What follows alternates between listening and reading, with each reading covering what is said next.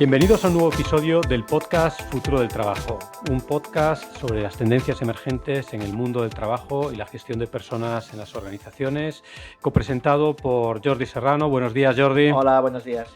Y por un servidor, Santi García. Hoy nuestro invitado es Edgar Cabanas, investigador, doctor en psicología, profesor en la Universidad Camilo José Cela y autor, junto a Eva Youth, del libro Happycracia. Buenos días, Edgar, ¿cómo estás? Buenos días, Santi. Bueno, hoy hemos invitado a Edgar porque pensamos que su libro es un libro muy interesante para muchos de vosotros que nos estáis oyendo hoy y que os dedicáis a esto de la gestión de personas en las organizaciones. Mucha gente veis a vuestro alrededor pues que empieza a tocar el tema de la necesidad de que la gente pues sea feliz en el trabajo y en la vida en general. Vemos a nuestro alrededor pues que hay como una industria creciente alrededor de este término y Edgar y Eva en su libro Happycracia pues nos desmitifican unas cuantas de estas cosas. Así que, Edgar, bienvenido, un placer tenerte con nosotros.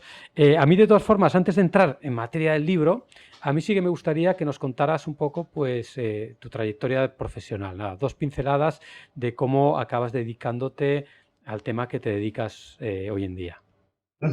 Bueno, primero de todo, Santi y Jordi, muchísimas gracias por la invitación. Es un placer estar aquí con vosotros. Respecto a lo que me comentas, la trayectoria que he tenido, yo hice mi tesis, defendí mi tesis ya en el año 2013 y además era precisamente sobre la cuestión de la felicidad, ¿no?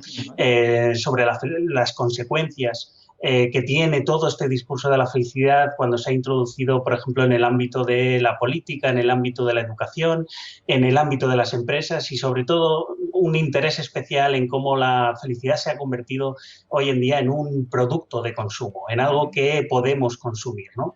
Y que se ha generado alrededor de todo eso una industria que dice o que afirma, digamos, tener ciertas bases científicas y que afirma tener, digamos, unos efectos muy positivos y sobre la salud, sobre la productividad, sobre las emociones de las personas. Y bueno, con el libro, que culminamos una década, digamos, de investigación al respecto, concluimos que, bueno, al menos tenemos que tener en cuenta que lo que no es oro, todo lo que reluce cuando hablamos de felicidad, ¿no? Hay consecuencias que tenemos que tener en cuenta, usos que a veces son un tanto perversos, claro, que se hacen de ella y la idea del libro es poner en negro sobre blanco todas estas cuestiones que generalmente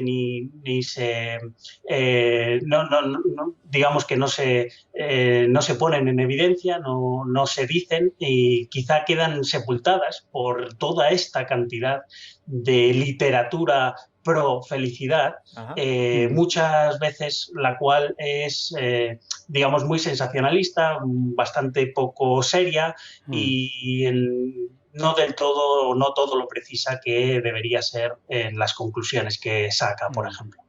Separar bastante el grano de la paja, ¿no? Porque hay mucha. Un libro, por cierto, que a pesar de llevar pues, solamente unos meses en el mercado, ya ha sido traducido a más de 10 idiomas, ¿no, Edgar? Sí. La verdad es que el libro ha tenido una muy buena recepción. Estamos además muy contentos también, sobre todo por el feedback que nos da los lectores respecto al contenido, a la calidad y sobre todo el mensaje del libro. Y lo cierto es que también está funcionando muy bien en otros lugares como Francia, Alemania, Inglaterra, Estados Unidos, Portugal, que son ya traducciones que ya se han llevado a cabo y ya se venden en esos países. Muy bien. Si quieres, cuéntanos un poco para empezar, ¿no? O sea, como analistas, ¿no? del tema al que dedicáis este libro, ¿de dónde veis vosotros que viene la eclosión de esta industria de la felicidad que a veces da la sensación de que nos invade por todas partes? Ujú. Bueno, por un lado, habría aquí una cuestión histórica.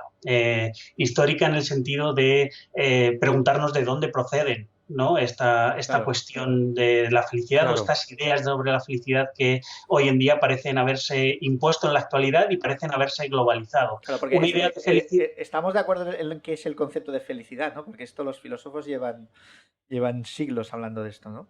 Bueno, esto sería otra de las cuestiones importantes a tratar y que tienen que ver, por un lado, con la enorme dificultad que existe para dar una definición claro. consensuada, científica, sobre lo que es la felicidad. Ni siquiera los científicos de la felicidad tienen una Claro. definición consensuada al respecto, ¿no?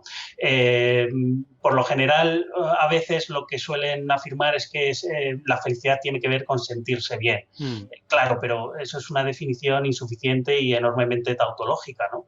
Y eso, cuando una ciencia pretende estudiar un concepto, una de las condiciones principales es que ese concepto quede bien definido y que haya mm, cierto consenso entre la comunidad científica sobre lo que se estudia, que no es el caso. claro. Y también es importante cuando estamos hablando de medir la felicidad, ¿no?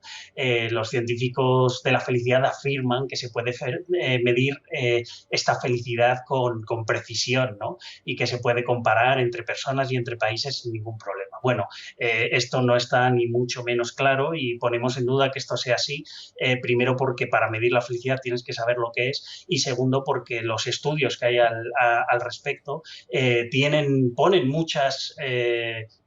ponen en evidencia muchas fallas y problemas metodológicos a la hora de medir algo que en realidad es enormemente complejo como es la felicidad, Claro.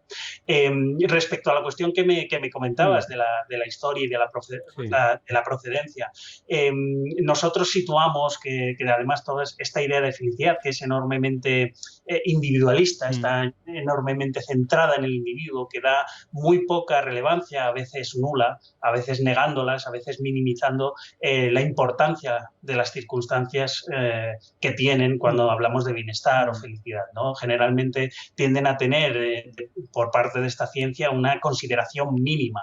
Entonces ponemos en duda que se pueda hablar de felicidad sin hablar de condiciones de la felicidad, como si la felicidad fuera simplemente una cuestión, digamos, de elección personal, de voluntad, de gestión emocional, ¿no? Creemos que eso es erróneo, insuficiente, enormemente individualista y viene de toda una tradición norteamericana mm, que se ha dedicado durante 2, 3 siglos a elaborar una idea de felicidad que está muy ligada a esta idea del poder de la mente sobre el cuerpo, del el cómo veas las cosas influye en la realidad, Sí, un poco etcétera. pensamiento mágico, ¿no? Un poco pensamiento Es un mágico. pensamiento mágico que hoy en día la ciencia de la felicidad, que es heredera de toda esta mm, tradición, trata de desmarcarse un poco, obviamente introduciéndola como un concepto más científico, pero que muchas de las cuestiones que siguen defendiendo hoy en día ya las defendían estos digamos, mercaderes, vendedores de la felicidad en los siglos XIX, ¿no? Por ejemplo, todas estas ideas que hoy en día se habla mucho de gratitud, perdón, etcétera, etcétera, tienen una raigambre en todos esos movimientos que ya hablaban de la importancia de la gratitud, del perdón, de las emociones, de las actitudes para ser feliz, ¿no? Incluso algunas técnicas son directamente comparables con las que usaban estos sanadores mentales o curanderos mentales, ¿no?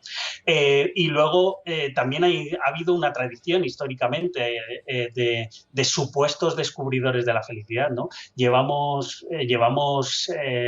muchas décadas, si no siglos, como decía, oyendo a cada cual diciendo que por fin ha descubierto las claves para que seamos más felices, ¿no? mm, Y esto es lo que dice hoy en día la ciencia de la felicidad. Bueno, llevamos descubriendo las claves de la felicidad demasiado tiempo y esas claves parece que no han terminado de llegar, ¿no? No las tenemos aquí. Si las tuviéramos seríamos todos felicísimos y no es el caso, ¿no?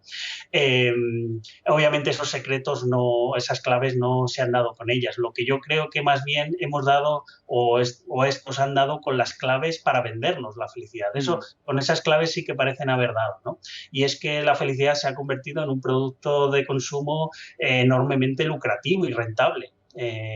todo el mundo que escribe un libro de autoayuda, un coach dedicado sobre todo a que aumentes tu felicidad y tu bienestar, cursos de mindfulness, hasta aplicaciones para teléfonos móviles, ¿no? Cuando no, movimientos o empresas como Mr. Wonderful y similares, se ha demostrado que eso de vender la felicidad es algo que da mucho dinero, mucho beneficio, teniendo en cuenta que además es un producto muy barato de producir, y que genera enormes beneficios, ¿no? Para todo aquel que la ofrece. Y muy fácil de comprar, ¿no, Edgar? Es muy fácil de consumir, porque además obviamente los consumidores de felicidad lo hacen con la intención de, por ejemplo, no solo ya de encontrar cierto bienestar, cierta sensación de tranquilidad o incluso de felicidad, ¿no? Incluso en circunstancias muy, muy adversas o muy poco favorables en realidad para ser feliz, porque han entendido o se creen de buena intención que digamos que es muy fácil cambiarnos a nosotros mismos, que las circunstancias no importan, que no hace falta hablar de las condiciones en que nos sentimos, porque las condiciones, bueno, al fin y al cabo no se pueden cambiar, pero sí que nos podemos cambiar a nosotros, nuestras actitudes, podemos ser más optimistas, podemos ver las cosas, digamos, de otra forma.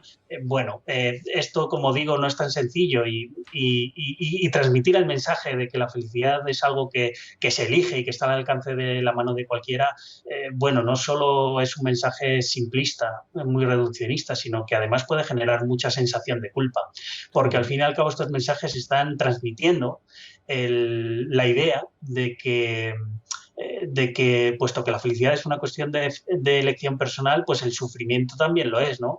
Y entonces, si sufres es porque quieres. Porque en realidad ser feliz se supone que está muy fácil, que está en tu mano, que hay científicos que han descubierto estas claves y estas guías y consejos aplicables a todo el mundo y que aumentan tu bienestar y tu felicidad, que reducen tu depresión, etcétera. Esto obviamente no es tan fácil, y cuando uno se da de bruces con la realidad y ve que no puede sentirse bien a pesar de que quiere y de estar siguiendo todos esos consejos, pues el único responsable que parece ser que queda, según este discurso, es la propia persona, que algo no estará haciendo bien para sentirse mejor de lo que está. Sí, claro, porque de alguna manera todos queremos sentirnos bien, ¿no? O sea, yo creo que quien más y quien menos, todo el mundo quiere sentirse bien. Lo que pasa es que sí que es verdad que no siempre podemos sentirnos todo lo bien que nos gustaría sentirnos. Claro, por supuesto. No. Y no sé si también lo habéis observado esto, que quizá en el mundo actual, ¿no? que donde hay mucha incertidumbre, donde todo cambia muy rápido y tal, es un mercado ideal, ¿no? Para estas fórmulas más simplistas, ¿no? Que garantizan la felicidad de alguna manera, ¿no? Sí. Por ejemplo, en el libro comentamos cómo el mindfulness, una cosa que no es ni mucho menos nueva, no es ni mucho menos novedosa, pero toda esta práctica del mindfulness empezó a experimentar un enorme boom a raíz de la crisis financiera, digamos, más o menos del 2008. Si hasta 2008 prácticamente había 300 artículos publicados sobre mindfulness en revistas científicas, y se mencionaba relativamente poco en los medios de comunicación, entre los años 2008 y 2018, en los 10 años siguientes, esto se multiplicó por 11, por 12, ¿no? Había ya más de 4.000 artículos, etcétera. Había, digamos, un interés enorme por el mensaje que transmite el mindfulness. Esta idea de que el secreto para lidiar con la adversidad, con el estrés, con la ansiedad, etcétera, no está en el exterior, sino está en tu interior, ¿no?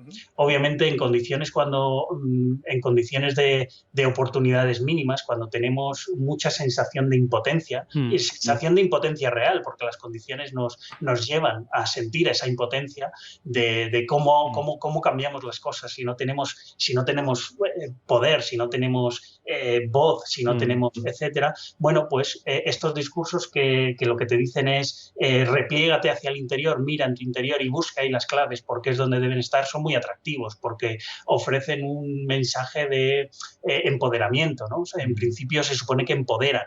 Es muy atractivo la idea de que solo tengo que mirar en mi interior para verlos, digamos, para dar con esas claves o esas recetas que me lleven a estar mejor incluso en las condiciones más adversas o en las condiciones de precariedad más grandes, etcétera, ¿no? En ese sentido son muy atractivos, pero hay que advertir de que no solo puede que no tengan los efectos positivos que se esperan, sino que además puede tener efectos contraproducentes. No solo el que decía antes de la culpa, sino, por ejemplo, uno que señalamos en el libro es estos discursos nos llevan a estar enormemente obsesionados con nosotros mismos, a someternos constantemente a un ejercicio de escrutinio, de autovigilancia, de los sentimientos, de los pensamientos, etcétera. Y estas condiciones que se llama hiperreflexividad, ¿no? En términos psicológicos no son buenas, tampoco llevan a nada bueno porque pueden exacerbar cuestiones negativas o problemas negativos es decir, no ayudar, sino exacerbar esos problemas, ¿no? Esta obsesión que tenemos constantemente con si somos auténticos o no, ¿no? Estamos todo el rato, estos servicios y recetas nos ofrecen una forma de descubrir nuestra autenticidad. Da la sensación a veces de que estamos hablando como de una manifestación más, pues a lo mejor de un fenómeno más amplio, corrígeme si me equivoco, que no soy para nada experto en el tema, pero de un fenómeno que también podemos ver reflejado pues en la exposición que hacen ciertas personas en las redes sociales, no la obsesión por la imagen, en Instagram todos somos súper felices, ¿no? Por la condición física, ¿no? Todo este tipo de cosas de, bueno, construyámonos a nosotros mismos y gracias a esto pues lo podemos conseguir todo, ¿no? Sí, el fenómeno de las redes sociales, sobre todo este discurso así positivo, de la felicidad, ha calado hondo, además, entre los más jóvenes, ¿no? Claro. Que además han crecido ya en mitad de la expansión de todo este discurso de la positividad y de lo que llamamos esta especie de tiranía de lo positivo, ¿no? Y es que hemos llegado a asociar también porque nos lo han repetido continuamente, ¿no? Esta idea de que la felicidad es una cuestión de responsabilidad propia y que está asociado de alguna forma con cierto éxito en la vida, ¿no? El que has hecho las cosas bien, el que es feliz, positivo, etcétera, es porque se cuida, es porque ha hecho buenas elecciones en la vida, porque no nos dicen todo el rato que esta gestión de las emociones es lo que nos lleva al éxito, lo que nos permite mejorar, ser más productivos, etcétera. Bueno, lo que se hace normalmente en las redes, además, esta idea de presentarse a uno mismo, la tendencia de presentarse a uno mismo como más positivo, más feliz que es, en las redes además se lleva hasta extremos o tiene un alcance enorme, porque en las redes al fin y al cabo son una forma de identidad extendida, ¿no? Esa identidad está presentada hacia un público enormemente amplio que muchas veces uno ni ve ni conoce, ¿no? Entonces esta idea de presentarse a sí mismo como alguien más feliz de lo que es, más positivo, no solo es un discurso que además genera o atrae muchos followers o muchos likes o mucha gente, sino que además se ha impuesto como una especie de obligación. Date cuenta que nunca sabes quién te va a ver en las redes sociales y si va a estar ahí o bien tu jefe o gente que conoces de la empresa o bien tu futuro empleador, ¿no? Por ejemplo, en un estudio que citamos que además es muy recomendable, de Donna Freitas, hace un estudio con adolescentes. Ella quería estudiar cómo las redes sociales afectan a la identidad, ¿no? En los adolescentes. Y ella misma dice en el libro que tuvo que hacer un libro sobre la felicidad porque fue enormemente sorprendente para ella ver que todo el mundo todos los adolescentes, hablaban de la necesidad de presentar una imagen positiva de sí mismos en las redes sociales. Porque entendían que eso ya se entiende como ellos empiezan a entender, porque también han asimilado todos estos discursos de la marca personal, ¿no? Sí. Del personal branding, que está tan extendido, digamos, en círculos económicos y en círculos de trabajo y asociada a la cultura del emprendimiento, han asociado que una marca personal positiva da más beneficios, da más seguidores y da más posibilidades también de empleo, por ejemplo, que una imagen negativa en este sentido, ¿no? Entonces, hacía entrevistas y cuestionarios en varios estudios que reflejan el libro a este respecto, a este impacto de la positividad forzada, la positividad impostada, como un elemento necesario que ven los jóvenes para triunfar no solo en las redes sociales, sino hoy en día también en el mundo del trabajo. Sí, no, y luego lo que dices tú, que yo creo que es lo más importante, ¿no? ¿En qué medida esta búsqueda de la felicidad te acaba llevando a la infelicidad? Es que se ha definido o está definido según el discurso la felicidad como una meta insaciable. Como algo que nunca se lleva a alcanzar, porque no solo no sabemos qué es la felicidad, sino que nos dicen que la felicidad no solo consiste en no estar mal, sino que siempre se puede estar mejor. Entonces la pregunta es cuándo uno es lo suficientemente feliz, cuándo uno está ya contento, ¿no? La idea es que no lo es nunca. Uno tiene que estar constantemente vigilándose, controlándose, atendiendo a sus estados emocionales, gestionándose a sí mismo de cara a la felicidad, ¿no? Es una cuestión insaciable y esta insaciabilidad entonces es en realidad paradójica, porque en realidad lo que crea son todos estos productos, estos servicios de la felicidad, lo que prometen es que las personas estemos completamente satisfechas y realizadas personalmente. Pero lo que en realidad producen es un efecto paradójico, un discurso paradójico que es además del cual se nutren. Y es este que consiste en la idea de que en realidad nunca estaremos completamente satisfechos o completamente realizados. En realidad, todo este discurso que nos promete felicidad se basa en promover también por lo bajini, digamos, la idea de que la completa satisfacción y la completa realización personal no llegarán nunca, que es una forma también de estar continuamente sujetos al consumo de todos estos productos. Hoy en día, por ejemplo, hay auténticos consumidores ya de libros de autoayuda que consumen uno y otro, ¿no? O gente enganchada a estas aplicaciones móviles o gente también enganchada a todos los cursos de la felicidad, consumen uno y otro, ¿no? Bueno, si ya te estuvieran dando las claves y supieran los secretos, digo yo que con un libro de autoayuda bastaría. Porque, Edgar, tú que eres doctor en psicología, ¿no? Y mucha gente nos estará escuchando en el sector, que son muchos de nuestros oyentes, gente de recursos humanos, y hay toda una tendencia en psicología, bueno, de hecho, una rama, ¿no? Que es todo esto de la psicología positiva, ¿no? Martin Seligman, compañía, ¿no? Que yo creo que ha dado bastantes alas a este movimiento. ¿Cómo ves todo esto? O sea, ¿hay base científica detrás? Bueno, este es uno también de los aspectos principales que tratamos en el libro. Hacemos un enorme repaso a toda la psicología positiva desde sus orígenes. Y por un lado es absolutamente evidente que la psicología positiva ha heredado toda esa fuerza que la cultura de la autoayuda ha tenido en las últimas décadas. Es extremadamente parecida, aunque ellos hayan querido desmarcarse. Obviamente hay enormes similitudes y se presentaron, fueron uno de los principales artífices de la psicología positiva de que todo este discurso de la felicidad se expandiera y se globalizara y se convirtiera en una industria, porque son ellos los que han dicho que habían descubierto las claves de la felicidad, las claves científicas.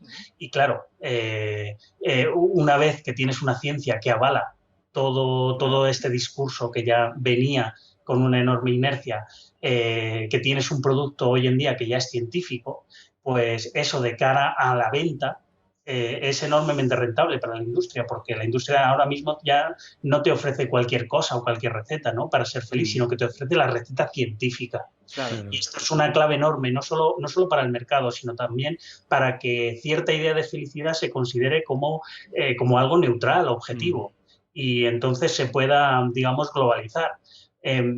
Cuando en realidad lo que está ofreciendo la psicología positiva como heredera de toda esa tradición norteamericana, en realidad es una idea de felicidad que está muy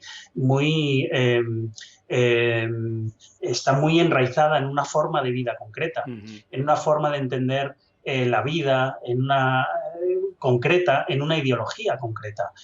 No está haciendo simplemente ciencia, está transmitiendo una forma de ver las cosas que, bueno, en principio, digamos que si eso fuera así, podría ser, digamos, hasta tenido en cuenta o respetable. Lo que no se puede decir es que es absolutamente científico, neutral y que no tiene nada que ver con cuestiones culturales o históricas, como si lo que están defendiendo fuera universal y se aplicara a todos los seres humanos, como ya han dicho en repetidas ocasiones, ¿no? Este es un problema, esto no puede decirse así. Y luego que han pasado ya 20 años desde que se fundó la psicología positiva oficialmente, y después de más de 64.000 estudios científicos dedicados al estudio del bienestar, de la buena vida, de la felicidad, del florecimiento, bueno, todo lo que tenemos en el mejor de los casos son resultados ambiguos, inconclusos, a veces incorrectos, con muchos problemas metodológicos que incluso los propios psicólogos positivos a veces han denunciado, ¿no?, como problemas que decía teóricos de definición, problemas que tenían que ver con separar, hacer una dicotomía enorme entre las emociones positivas o negativas, que eso es un problema en psicología. Tenemos claro, muchos psicólogos, que las emociones ni son positivas ni son negativas, son emociones, ¿no?, y tienen funcionalidades distintas, y lo que se llaman negativas no son siempre deseables ni disfuncionales, como han solido decir los psicólogos positivos, que por cierto luego hubo movimientos que intentaban detractarse de eso, ¿no? Luego han dicho que había una fórmula de la felicidad de la que también se han retractado. Se retractaron de cosas que decían sobre los ratios de positividad, etcétera. Bueno, aquí ya entramos en cuestiones más técnicas, lo tratamos en el libro, pero lo que quiero decir es que después de tanto tiempo y después de una ciencia de la felicidad que ya lleva más de 20 años en funcionamiento y ha sido enormemente influyente, lo que nos queda es que no sabemos más en términos científicos de la felicidad de lo que sabíamos hace 20 años cuando se fundó, ¿no? En este caso yo creo que los psicólogos positivos al menos deberían ser más humildes en reconocer que, bueno, que no han conseguido sacar adelante del todo ese proyecto que se propusieron de descubrir las claves científicas de la felicidad, como dijeron que iban a hacer desde el principio, ¿no? Podemos volver a Aristóteles entonces, Edgar. Yo creo que no, que es un error. Yo creo que muchas veces los psicólogos positivos han dicho que se basaban en Aristóteles, en la idea de eudaimonía, pero esto no es una barbaridad. Primero porque hay una enorme diferencia histórica y cultural entre el sujeto virtuoso en el que estaba pensando Aristóteles y el sujeto feliz de hoy en día. Hay diferencias, tan grandes, a veces insalvables, como para decir que estaban aplicando el concepto de eudaimonía aristotélico, ¿no? Cuando además Aristóteles ni siquiera estaba pensando en ese sujeto psicológico del que hoy nos hablan los psicólogos positivos. Yo creo que esto es una forma de darle un marchamo filosófico e histórico a una idea que en realidad tiene más procede más del siglo XIX norteamericano que de la Grecia clásica. Sí, porque luego hay otra cosa, Edgar, o sea, escuchándote, ¿no? Se me ocurre que sí que es verdad que detrás de, digamos, de este fenómeno que estamos viendo, pues hay el interés de una industria, pero mirándolo casi desde una perspectiva de teoría de la conspiración, pues puede haber otros intereses, ¿no?, a los que les venga bien que entre la gente llegue esta creencia de que la felicidad está solo dentro de mí mismo y si no la consigo es por mi culpa y este tipo de cosas, ¿no? Y que dejen de mirar el contexto o la posibilidad de transformar el contexto para centrarse únicamente en la transformación de su yo interior, ¿no? Sí, bueno, a ver, como científicos sociales, nosotros las cuestiones de la conspiración obviamente las dejamos siempre a un lado porque bueno, siempre conviene siempre ser cauteloso, riguroso y analizar concretamente eh, los aspectos que tenemos más claros y que más podemos relacionar eh, cuando estudiamos un fenómeno como con la felicidad y cómo podemos eso entenderlo y relacionarlo con sus consecuencias, sus problemas, etcétera. Una de las cuestiones, una de las explicaciones que entendemos que es bastante parsimoniosa es toda esta idea se extiende porque el mercado ha encontrado un nicho muy lucrativo al respecto. Y se ha extendido simplemente porque es beneficioso, lucrativo y es un gran negocio. Es una explicación parsimoniosa, simple, pero que evita cualquier idea conspiratoria ni nada. Mientras esto se le sea rentable al mercado, seguirá extendiéndose y seguirán bombardeándonos con todo este tipo de mensajes. Se puede ver, digamos, además, cómo el mercado se ha expandido, ha ido creciendo en beneficios, se ha ido ampliando y globalizando y esto tiene que ver o se correlaciona con la presencia, la omnipresencia de todos estos mensajes de la felicidad en nuestras vidas, ¿no? En todos los ámbitos. También tiene que ver con cuestiones que nosotros analizamos de usos políticos. Obviamente decimos que hay una asunción de partida que es enormemente individualista y esta idea de conceptualizar, esta idea tan reduccionista, individualista de conceptualizar la felicidad siempre desdibuja las cuestiones circunstanciales, sociales, la influencia de las estructuras económicas y políticas a la hora de hablar de bienestar. Claro. Y esto ha tenido usos políticos concretos y esos los podemos analizar, ¿no? Claro. Vemos cómo, por ejemplo, en Inglaterra, cuando se hicieron grandísimos recortes, los más grandes e importantes recortes sociales en Inglaterra, con el mandato de David Cameron se le ocurrió implementar esta idea del índice de felicidad bruta para medir cómo de felicidad era la gente. Y claro, se preguntaban si esto era en realidad su intención o la intención era más bien utilizar estos índices de felicidad bruta como forma de justificar que en realidad, bueno, el país no iba tan mal, ¿no? Que tampoco tenía un impacto tan fuerte esto de los recortes y que al final lo importante no es tanto que nos miráramos el dinero que tenemos en el bolsillo, refiriéndose a los ingleses, sino la felicidad que tenemos en los corazones, ¿no? Que no nos centremos tanto en el dinero y en las condiciones, sino que nos centremos en aumentar el bienestar, la felicidad entre los ciudadanos. Bueno, muchos entendieron que esto era una cortina de humo y yo creo que lo entendieron bien.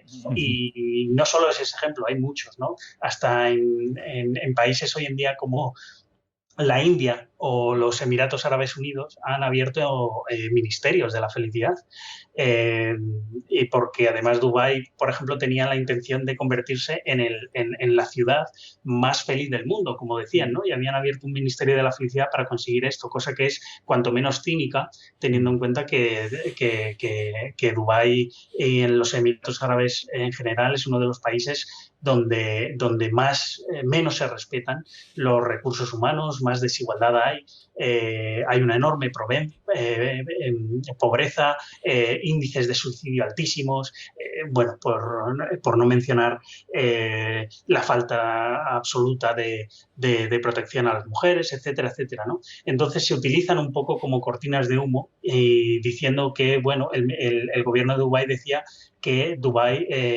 puntúa bastante alto al fin y al cabo en los rankings de felicidad, ¿no? A nivel mundial. Bueno, pues hay estratagemas que se utilizan también a nivel político que son útiles para determinados intereses. Y entonces podemos analizar cuándo y para qué son útiles, ¿no? Sin recurrir a teorías así más conspiranoicas. Edgar, que no está mal, ¿eh? En cualquier caso. Sí. Edgar, tenemos que terminar porque además sé que tienes prisa. Yo no sé si podríamos terminar con algún consejo para oyentes nuestros que trabajan en empresas que están intentando honestamente impulsar la felicidad de sus empleados, ¿no? La felicidad en su empresa. ¿Qué pueden hacer o qué no tienen que hacer? Que también puede ser bueno. Sí. Ujú. Sí, bueno, por un lado, nosotros damos por sentada la honestidad y la buena intención de todo el mundo que aplica estas técnicas, ¿eh? Nosotros nunca tachamos, por ejemplo, a nadie, a ningún coach, ni a ningún entrenador de mindfulness, ni a ningún escritor de autoayuda, etcétera, que tenga detrás una mala intención o que la haga de forma deshonesta, ¿no? La cuestión es que la cuestión que decimos es que no bastan las buenas intenciones cuando se hacen las cosas. Cuando se hacen las cosas hay que tener en cuenta las implicaciones y las consecuencias que tiene lo que uno hace, ¿no?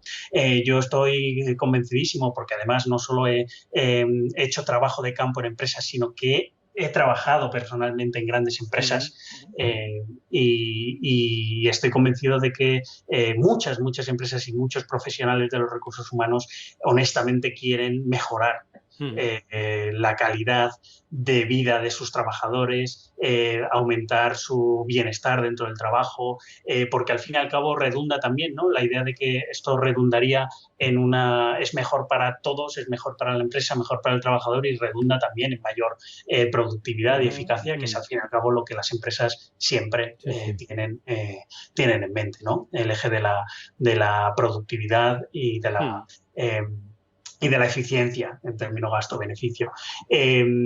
La cuestión es que, por ejemplo, yo esta mañana mismo leía un profesional de recursos humanos que decía que los recursos humanos han dejado de lado durante mucho tiempo las emociones en el trabajo, etcétera, etcétera, y que conviene recuperarlas y darle más cancha a la importancia de las emociones en el ámbito laboral. Bueno, esto no es verdad. Toda la historia de los recursos humanos y de la psicología empresarial, que empezó ya en los años 30 y sobre todo a partir de los estudios de Elton Mayo y luego de Fayol, las emociones han sido un aspecto cada vez más crucial dentro de las empresas. Quiere decir que los recursos humanos llevan trabajando con las emociones décadas y décadas, no es nada nuevo, ¿no? Lo que normalmente nosotros le pedimos a estos discursos dentro del ámbito de la empresa y a la función de los recursos humanos es que nunca sirva este discurso de la felicidad y de las emociones positivas, todas estas cuestiones del salario emocional tan en boga hoy en día, estas cuestiones nunca sirvan para desdibujar la importancia que tienen las condiciones laborales, aspectos como la precariedad, el salario, etcétera, etcétera, dentro del bienestar de las personas. Simplemente nunca eso puede desdibujar esas cuestiones que además son sólidas respecto a los estudios científicos que hay al respecto. Condiciones de precariedad, de inseguridad laboral, es lo que más impacta con diferencia en la salud de los trabajadores. No hay nada que impacte más que condiciones de precariedad e inseguridad laboral. Entonces, yo creo que es loable aplicar en el mundo de la empresa las técnicas que se consideren adecuadas para mejorar la vida de los trabajadores y bueno, pues obviamente porque las empresas tienen interés en mejorar la productividad, pues si eso es así, bienvenido sea, pero que nunca sirva como excusa, como en el libro ponemos ejemplos y estudiamos, sirve como excusa para echar a un lado o empujar, digamos, al trasfondo de las cosas la importancia que las circunstancias laborales tienen cuando hablamos de bienestar laboral. Pues nos quedamos con este mensaje, Edgar. Muchísimas gracias. Ha sido un placer tenerte con nosotros. Y recomendar el libro Happycracia, ¿no? Editorial Paidós en España, para todo el mundo que nos oiga y otras editoriales, entiendo, por todo el mundo. Bueno, pues muchas gracias a vosotros, Santi y Jordi, por la invitación. Ha sido un placer. Gracias. Un abrazo. Hasta luego. Hasta luego. Hasta aquí este episodio del podcast Futuro del Trabajo. Os invitamos a suscribiros en iTunes, iVoox, Spotify y el resto de plataformas habituales. También os invitamos a visitar la web de nuestro observatorio, www.futureforwork.com, donde encontraréis más contenido sobre el futuro del trabajo y la gestión de personas.